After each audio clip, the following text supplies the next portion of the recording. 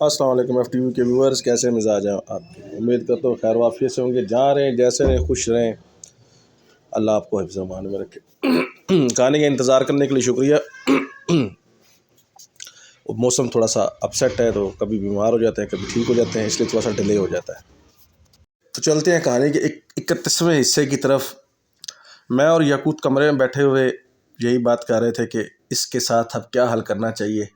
تو یاقوت ظاہری بات ہے، میں نے پھر یاقوت سے کہا کہ تم جو ہے نا اس مسئلے کو حل کرنے کی کوشش کرو، تم دیکھو کیا کرنا ہے۔ یاقوت نے کہا کہ ہاں یہ تمہارے حصے کا کام نہیں ہے، یہ میرے حصے کا کام ہے، یہ مجھے کرنا پڑے گا۔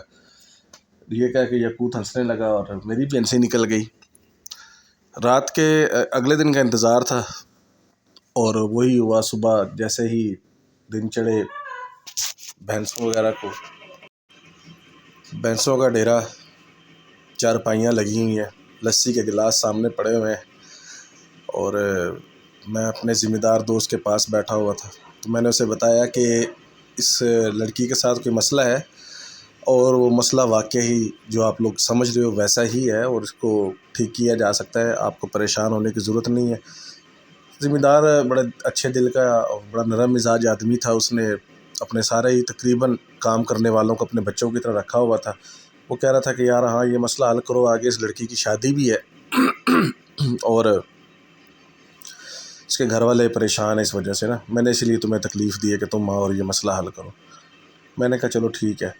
ابھی دوپہر کا ٹائم تھا، جب میں نماز پڑھ کے ڈیرے کی طرف پیدل آ رہا تھا۔ میرے دونوں طرف سرسبز کھیت تھے، اور ہم لوگ اسے پنجابی میں کہتے ہیں بننا۔ میں بننے پہ چل رہا تھا۔ ایک زمانہ تھا، ہم چھوٹے ہوتے تھے تو گاؤں میں نا ہمارے پاس ایک جھلا، ہم اس کو کہتے تھے، وہ ہوتا تھا۔ وہ جب چل رہا ہوتا تھا تو چلتے چلتے وہ باتیں کر رہا ہوتا تھا، اور اکثر اوقات ہم دیکھتے تھے کہ وہ جب باتیں کر رہا ہوتا تھا اور جس طرح وہ دیکھ رہا ہوتا تھا تو زمین کے اندر جو فصل لگی ہوتی تھی وہ فصل ایسے بیٹھ رہی ہوتی تھی جیسے فصل کے اندر کچھ چل رہا ہے، تو ہم لوگ ڈر کے بھاگ جاتے تھے۔ اس کے بارے میں یہ چیز مشہور تھی کہ اس کے ساتھ کوئی جنات ہے، تو بچے اس سے ڈرتے تھے بہت زیادہ۔ تو آج میں جب بننے پہ چل رہا تھا تو میں یاقوت سے باتیں کر رہا تھا کہ اچھا پھر ابھی کیا کرنا ہے، تم نے کیا پلان سوچا ہوا ہے۔ تو میں جب باتیں کر رہا تھا تو میری ایک دم سے ہنسی نکل گئی۔ تو یاقوت کہتا ہے کیا ہوا، خیر ہے؟ میں اسے کہنے لگا کہ یار کسی دور میں نا ہمارے گاؤں میں ایک جھلا رہتا تھا، وہ جب چلتا تھا تو وہ باتیں کرتا تھا اپنے آپ سے، اور اس طرح جیسے میں باتیں کرتا ہوا جا رہا ہوں تمہارے ساتھ، ایسے وہ باتیں کرتے ہوئے جاتا تھا۔ تو آج مجھے اندازہ ہوا ہے کہ وہ بیچارہ جھلا نہیں تھا، اس کے ساتھ بھی کوئی یاقوت ہوگا، لیکن ہم نے کبھی ڈر کی وجہ سے اسے کوئی کام نہ کہا تھا، نہ کبھی اس سے کوئی کام لیا تھا۔ ایک تو ہم بچے تھے اس وقت، اور دوسرا ہمیں ان چیزوں کا پتہ نہیں تھا۔ تو مجھے لگتا ہے آج میں وہ جھلا بنا ہوا ہوں اور تم وہ چیز ہو جو جھلے کے ساتھ تھی۔ یہ سن کے دونوں نے زوردار کہکا لگایا۔ ڈیرے سے بیک سائڈ پہ ایک ٹیوب ویل تھا اور اس وقت وہ چل رہا تھا، اور میں نے پانی دیکھ کے، بچے ہوں یا بڑے ہوں، جمع ہوا پانی دیکھ کے ویسے بھی دل للچا جاتا ہے۔ تو میں نے یاقوت سے کہا یار میں تھوڑی سی ڈبکی لگا لوں۔ تو یاقوت نے کہا ہاں لگا لو، یہی تو وہ فساد کی جڑ ہے جس نے اس لڑکی کو پاگل کیا۔ تو میں نے کہا یہ کیسے فساد کی جڑ ہے؟ کہتا بتاتا ہوں۔ یہاں پہ نہاتے ہوئے اس نے خیال نہیں کیا، اور ظاہری بات ہے اس کی بھی ابھرتی ہوئی جوانی ہے، اور یہاں سے گزرنے والے نے جب اس کے اوپر نگاہ ڈالی تو اس کے گیلے لباس کو دیکھ کے اس پہ عاشق ہو گیا، اور پھر عاشق کا جو انجام ہے وہ تمہارے سامنے ہے۔ تو میں نے کہا اچھا یہ ساری سٹوری ہے؟ تو کہتا ہے یہی تو سٹوری ہے ساری، کیونکہ ذمہ دار کے ڈر سے اس کو کوئی کہہ تو کچھ سکتا نہیں ہے، اور نہ اس کے ساتھ کوئی اظہار کر سکتا ہے۔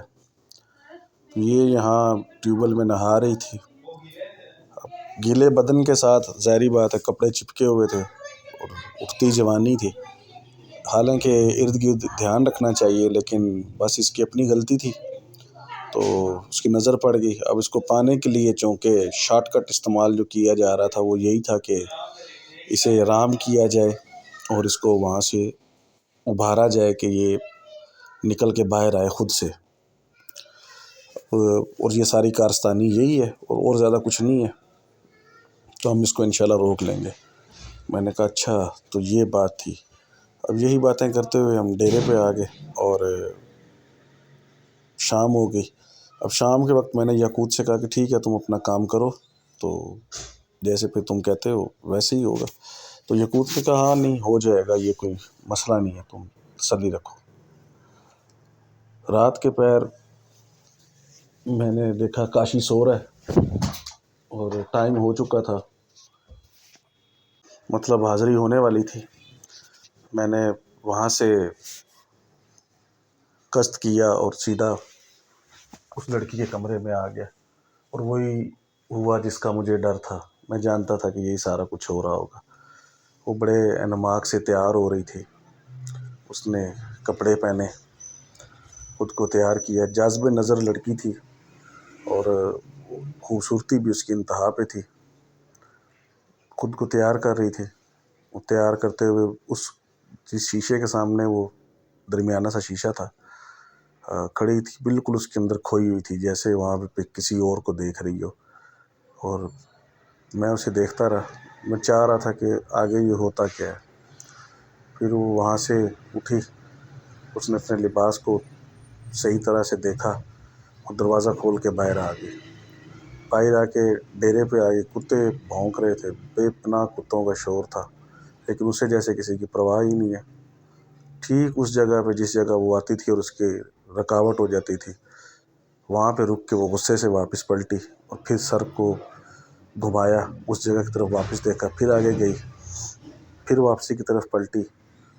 3 سے 4 چکر اس نے اسی طرح لگائے، پھر 5ویں 6ٹھے چکر میں اس نے زور زور سے سر کو ہلانا شروع کر دیے، گول گول گھمانا شروع کر دیے، جیسے اسے بہت غصہ آیا ہوا اور وہ بے بسی اور لاچارگی سے اپنے سر کو کسی جگہ پہ مارنا چاہ رہی ہو۔ میں نے دیکھا کہ اس ڈیرے سے آگے جب اس نے نکلنے کا قصد کیا ہے تو وہاں سے وہ نکل نہیں پا رہی، کیونکہ وہاں پہ ایک حصار لگا ہوا ہے۔ حصار یہی تھا کہ ذمہ دار جو تھا وہ پڑھائی وغیرہ کرواتا تھا، میلاد شریف کرواتا تھا، اور بس وہی کوئی نیکی تھی کہ اس کے آگے اسے جانے نہیں دیا جا رہا تھا۔ تو اس کا مطلب یہ تھا کہ ذمہ دار جو تھا اس کی بھی کچھ نیکیاں اللہ پاک اس کے کام میں لا رہا تھا۔ اس سے مجھے اس کے ایمان کے اوپر مضبوطی کا اندازہ ہوا اور میرے دل میں اس کے لیے بڑا نرم گوشہ پیدا ہوا۔ اب باری تھی اس چیز کی جس چیز کے لیے ہمیں یہاں بلایا گیا تھا، جو چیز اسے وہاں سے باہر نکالنا چاہ رہی تھی۔ سرخ آنکھوں والی، لمبی چوڑی، بڑے بڑے بال، کالے رنگ کی بلی، جو اپنی پوری آب و تاب کے ساتھ ڈیرے سے باہر والے راستے پہ کھڑی ہوئی تھی اور ایک پنجہ زمین پہ رگڑ رگڑ کر یوں بلا رہی تھی، جیسے اسے کہہ رہی کہ تو باہر آ، تو باہر آ، یا اسے کہہ رہی کہ تو میرے پاس آ، میں تجھے لینے آئی ہوں۔ اور وہ اس کو بالکل ایسے گھور رہی تھی جیسے صرف اس دنیا میں وہی وہ چیز ہو جس کے لیے اس کو منتظر رکھا گیا۔ میں اسے دیکھتا رہا۔ اس کی حیت جو تھی وہ میرے لیے کوئی معنی رکھتی تھی، کوئی عجیب چیز نہیں تھی، میں جانتا تھا یہ چیزیں ایسی ہی ہوتی ہیں۔ اور اس کے کھلے ہوئے منہ میں سے جو زبان تھی وہ یوں باہر نکلی ہوئی تھی، جیسے کہ کسی چیز کو چاٹنا چاہ رہی ہو یا کسی چیز کو لپکنا چاہ رہی ہو۔ لڑکی جیسے ہی پیچھے کی طرف مڑتی، وہ بلی 2 قدم آگے ہوتی اور اپنا سیدھے ہاتھ کا پنجہ زمین پر مار دیتی۔ لڑکی جیسے گھوم کے بلی والی سائڈ پہ آتی، بلی فوری طور پہ 3 قدم پیچھے ہو جاتی، جیسے کہہ رہی کہ ہاں آ جاؤ، شاباش آ جاؤ۔ لیکن ٹھیک دروازے کی نشان پہ آ کے لڑکی ایک دم سے پیچھے ہٹ جاتی، پھر بلی اس کی طرف لپکتی۔ لیکن اب سچویشن ایسی تھی کہ نہ بلی اندر آ پا رہی تھی، نہ لڑکی باہر جا پا رہی تھی۔ اس قدر لیم شیم اور لمبی بلی کو کیونکہ عام آدمی دیکھ لیتا تو وہ اس کے تو ہوش اڑ جاتے۔ اتنی دیر میں وہ سفید کارٹون جیسے جو تھے، مطلب میں انہیں اس لیے کارٹون کہہ رہا ہوں کہ کیونکہ ان کی کوئی حیت تھی نہیں، وہ پائپ جیسے تھے، جیسے سفید پائپ ہوں لیکن چمکیلے بجلی کے کوندے ہوں۔ انہوں نے ایک راؤنڈ لیا، انہیں دیکھ کے بلی غائب ہو گئی۔ جب انہیں دیکھ کے بلی غائب ہوئی، انہوں نے 3-4 راؤنڈ ادھر ادھر کے لیے وہ چلے گئے۔ اب میں نے سب سے پہلے تو یہ انتظار کیا کہ لڑکی کو لے کے یہ لوگ اندر جائیں، تاکہ لڑکی جو ہے نا وہ باہر بھٹکتی نہ رہے۔ اسی دوران وہ بندے جن کو میں نے کاشی سے کہا تھا کہ ان سے کہنا کہ جیسے ہی لڑکی کے راؤنڈ پورے ہو جائیں ان کو اندر لے جائیں، وہ آئے اور لڑکی کو لے کے اندر چلے گئے۔ اب میں نے بلی کا پیچھا کرنا شروع کر دیا، میرے لیے مسئلہ نہیں تھا، وہ بھی ہوا میں تیر رہی تھی، میں بھی ہوا میں تیر رہی تھی۔ ڈیرے سے تقریباً کوئی 1.5 2 گھنٹے کے فاصلے پر ایک کٹیا تھی۔ کٹیا کیا تھی، بس ایک کمرہ سا تھا، اس کے ارد گرد درخت تھے، کھیتوں کے درمیان وہ کمرہ تھا، اور وہاں پہ بیٹھا ہوا ایک کالے علم کا ماہر اس پر پڑھائی کر رہا تھا، اور اس کی پڑھائی کی وجہ سے جو ہے نا یہ چیز اس کو لینے کے لیے جا رہی تھی۔ اس کا عمل بھی پورا تبھی ہونا تھا جب یہ بلی اس کو پا لیتے۔ اس کی سوچ میں بھی نہیں تھا کہ یہاں پہ اس کے ساتھ کیا ہونے جا رہا تھا۔ میں ایک دم اس کے سامنے حاضر ہو گیا، وہ آنکھیں بند کی ایک ہنڈیا کے اوپر کچھ پڑھ رہا تھا، اور ہنڈیا اور کالے جادو کا جنم کا ساتھ ہے، اس پہ بھی کسی دن میں آپ کو پورا ایک پروگرام کر کے بتاؤں گا۔ اس کے اوپر پڑھ رہا تھا، تو میں نے اس کی ہنڈیا اٹھا کے سائڈ پہ رکھ دی۔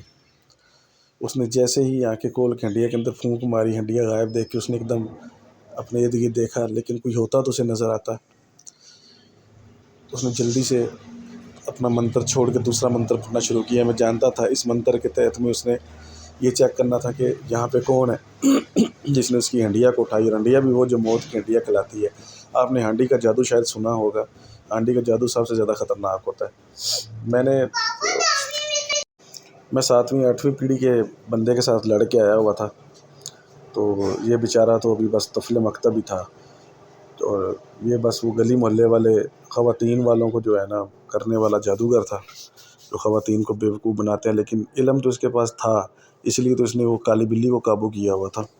کالی بلی بھی اس کی مخلوق تھی جس نے اپنا بھیس کالی بلی کی شکل میں اپنایا ہوا تھا۔ میں نے پوری کٹیا کا جائزہ لیا، مجھے بہت سارے پتلے نظر آئے جو اس نے بنا کے رکھے ہوئے تھے، اور مختلف قسم کے ان کو دھاگے وغیرہ باندھے ہوئے تھے اور کیل وغیرہ لگائے ہوئے تھے۔ میں نے سب سے پہلے سارے پتلے اٹھائے اور انہیں اسی جلتی ہوئی ہانڈی کے اندر ڈال دیا۔ سارے پتلے جلنے لگے، ظاہری بات اب ان کے جلنے سے ان کے تمام اثرات ختم ہو جاتے۔ وہ عامل ایک دم کھڑا ہو کر کہنے لگا، کون ہو تم؟ کیا مجھ سے زیادہ طاقتور ہو؟ تم کیوں ایسا کر رہے ہو؟ میں نے تمہارا کیا بگاڑا ہے؟ تم باز نہیں آؤ گے تو میں تمہیں جلا کے بھسم کر دوں گا یا قید کر لوں گا۔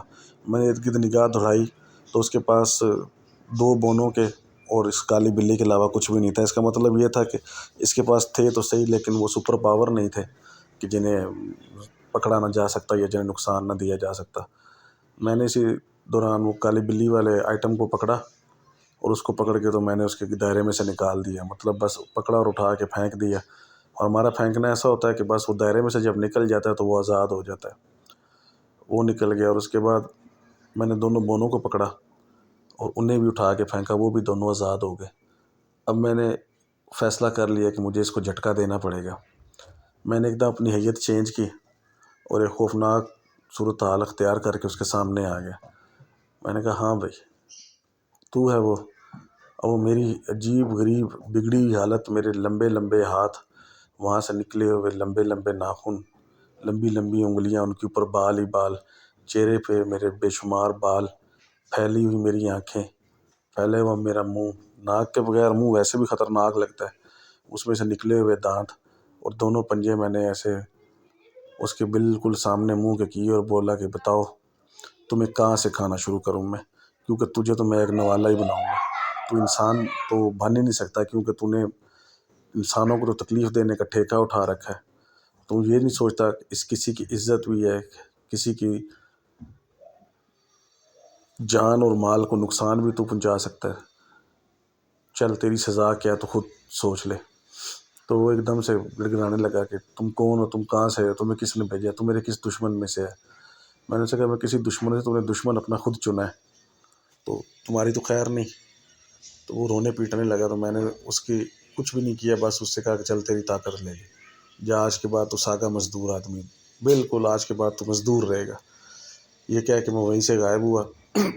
راستے میں آتے ہوئے میں اس قبیلے کے پاس رکا، انہوں نے اپنا تعارف کروایا۔ وہ لوگ ایک درخت پہ رہتے تھے اور پورا قبیلہ درخت پہ آباد تھا۔ میں وہاں پہ رکا اور میں نے انہیں گزارش کی کہ سب سے پہلے تو میں اجازت چاہتا ہوں آپ لوگوں سے بات کرنے کی، دوسری بات یہ ہے کہ یہاں سے جو چیز گزرتی تھی وہ اس لڑکی کو نقصان دینے جاتی تھی، تو مجھے کسی انسان نے اس کی مدد کے لیے بھیجا ہے، میں نے اس کی مدد کی ہے۔ تو آپ لوگ بے فکر ہو جائیں، آپ وہاں پہ نہ آئیے گا، کیونکہ آپ کے آنے سے وہاں کے جانور بھی ڈسٹرب ہوتے ہیں اور وہاں کے لوگ بھی ڈسٹرب ہوتے ہیں۔ تو انہوں نے میری بات دھیان سے سنی اور کہا کہ ٹھیک ہے، چونکہ تم بھی ہماری صفت میں سے ہو، ہماری نسل میں سے ہو، گو کہ ہمارا قبیلہ الگ ہے، لیکن ہم تمہاری بات کی قدر کرتے ہیں اور ہماری طرف سے دوبارہ انہیں کوئی نقصان نہیں دیا جائے گا۔ صبح ہونے کو تھی، تہجد کا ٹائم تقریباً ہو چکا تھا جب میں واپس ڈیرے پہ آیا۔ کاشی جاگ چکا تھا کیونکہ کافی ہلا گلا سا ہو گیا تھا۔ تو کاشی نے مجھ سے پوچھا کہ کیا کر کے آیا؟ میں نے کہا بس جو ٹارگٹ ملا تھا وہ اپنا پورا کر آیا ہوں، اب دیکھتے ہیں اگلی روزی روٹی کیا ہے۔ تو ویسے تو مجھے یہ بات بتاؤ کہ تم نے یہ ہدیہ کس لیے مانگا تھا ذمہ دار سے؟ تو کاشی کہنے لگا یار بات یہ ہے کہ اگر ہم ہدیہ نہ مانگتے تو مجھے تمہارا تو نہیں پتا تم کھاتے پیتے کیا ہو، لیکن میری گاڑی میں پیٹرول بھی لگتا ہے اور میں بھی کھانا پینا کھاتا ہوں اور بڑے دن ہو گئے، تو میں اچھی طرح پتا ہے کہ نوکری میری بھی جو ہے نا وہ داؤ پہ لگی ہوئی ہے، تو کیا ہدیہ مانگنا میں نے گناہ کر لی ہے؟ میری زور سے ہنسی نکل گئی، تو میں نے کہا پھر ایک آستانہ بنا لو، اس آستانے پہ بیٹھ جاؤ، ہدیے کا ہدیہ بھی ہو جائے گا اور آستانے کا آستانہ بھی ہو جائے گا اور سائیں بابا کاشی سرکار بن جائے گا۔ یہ سن کے کاشی کی بھی ہنسی نکل گئی، اور اس دوران میں نے آنکھیں بند کی اور لڑکی کے سچویشن کا اندازہ لگایا۔ وہ اس ٹائم بالکل بے خبر سو رہی تھی، یوں لگتا تھا جیسے کچھ ہوا ہی نہیں ہے، اور اس کے گھر والے ہکا بکا بیٹھے ہوئے تھے کہ اس کو کیا ہو گیا، کہ کبھی تو بالکل یہ پاگل پن کی انتہا پہ پہنچ جاتی ہے اور کبھی بالکل ٹھیک ہو جاتی ہے۔